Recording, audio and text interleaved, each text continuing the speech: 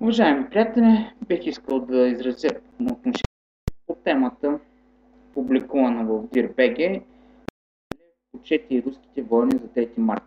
В статията се казва следното. Президентът Росен Плевнелиев паметта на руските войни наравно с украинските, финландските и румънските войници, загинали в освободителната война.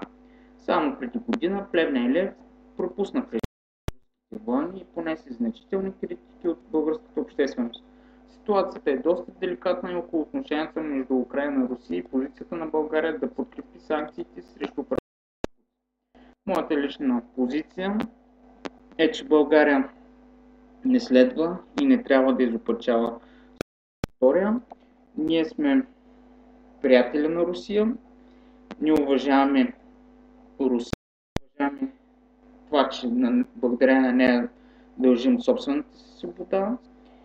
В една такава сложна динамична ситуация, каквато е в момента по отношение на Украина, българската дипломация трябва да се придържа към своите национални интереси, към интересите на българското общество, такива каквито са, а не такива каквито изопачено не ги представят нашите български политици, защото никой в България не иска да влиза в конфликт с Русия, да сатанизира управлението на Владимир Путин и да представя някакви апокалиптични картини, които не съществуват.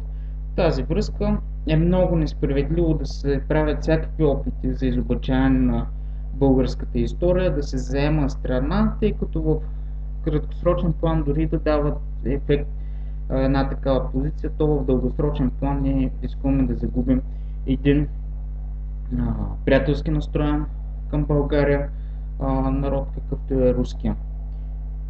Така че моята позиция по този въпрос е просто да уважаваме историята такава каквато е, а не да си търсим и да чертаем нови страници от историята и да късаме същевременно такива от нея. Благодаря ви.